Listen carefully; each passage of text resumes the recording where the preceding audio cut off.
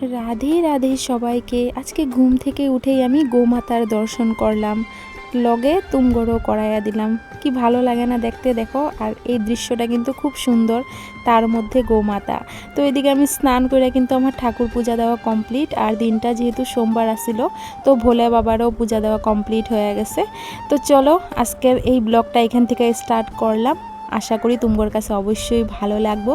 আমি আসামের হুজাই থেকে পিঙ্কি, আমার ছোট্ট আরও একটি ব্লগে তোমার সবাইরে আরও একবার ওয়েলকাম। তো এদিকে ডুগু পাপাও বাইরে যেতেছে স্কুলে যাওয়ার লেগে, খাওয়া দাওয়া কমপ্লিট কইরা। আর আমারও সব কাজ বাজ শেষ, ঠাকুর পূজা দেওয়া শেষ, কিন্তু দুপুরে রান্না বাড়া হয় নাই। এটা এই তো এখন আস্তে ধীরে করুম। আর এই যে কচুগুলা দেখতেছো, এইগুলা জানো কে আইনা দিছে আমারে? এই যে আমাদের ঘরে যে দাদা ভাইগুলা কাজ করতেছে, তারা আইনা দিছে। তো আমি আর কি গতকালকে জাস্ট কথায় কথায় কইছিলাম যে আমি কচু শাক খাইতে খুব ভালো পাই। তো দাদা ভাই যেহেতু আমার ঘরের সাইডে আছে, একটু উঠাই দিও। তো আমি এরকম করে কইছি আর কি। তো কইতেছে ঠিক আছে দিমুনে, এই কথা কইয়া তারা কিন্তু আর উঠাইয়া দেয় নাই আমারে। তো আমিও খুব বেশি কই নাই। ওই যে আজকে সকালবেলা যখন কাজে আইলো, দেখলাম আমার লেগে নিয়ে আইসে, কইলো নাও আমগো বাগানের খাও, এটা আরও বেশি স্বাদ লাগবো। তো আমি তো খুব খুশি হয়ে গেলাম। তো আজকে আর বানাবো না, আরেকদিন রান্না করুন। আর দাদাগুলাই যেহেতু আইনা দিছে, তো তাগরে আর কি আজকে আমি বড়া বানাইয়া খাওয়াই দিব। কচু শাক বানাইতে গেলে তো অনেক সময়ের দরকার, ঠিক না? তো এদিকে দেখো আমগো এগুলা গাছের ডাটা, তো এগুলার উঠানোর সময় আমি দেখাই নাই, ভুলিয়া গেছিলাম গা। তো আজকে ওই বাজারের ডাটা একদম খুব অল্প আনা হয়েছিল, তো ওই ডাটাটা দিয়ে আর গাছের ডাটা দিয়ে একটা তরকারি করুম মাছের। আর এই যে কচু কাইটটা নিছি, কচুর বড়া করুম।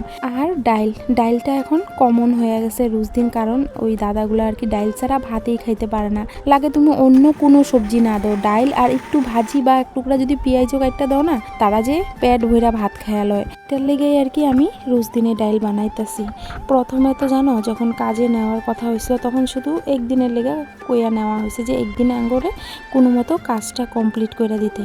কিন্তু এখন নেওয়ার পরে দেখো আজকে দিন নিয়ে পুরা 3 দিন হয়ে যেতেছে, এখনও কাজের এক ভাগও শেষ হয় নাই। তো আজকে যতটুক হইব, তারপর এমনি পইরা থাকবো, সম্ভবের কথা না গো। প্রত্যেকটা বছরই জানো তো একই ধরনের কষ্ট, জানো তো। আর এই কষ্ট আর এখন আমার ইচ্ছা করে না করতে। হয়তো বাউন্ডারিতে হাত দাও, আর নাইলে ঘরের খুঁটিগুলোর মধ্যে হাত দাও, ওগুলা চেঞ্জ করো। আর নাইলে ঘরের উপর টিনে হাত দাও।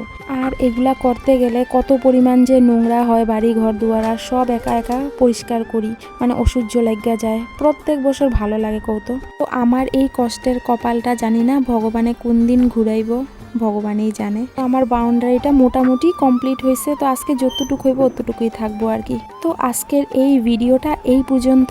কেমন লাগছে অবশ্যই কমেন্ট কইরা জানাইবা। তো সবাইকে টাটা, বাই বাই।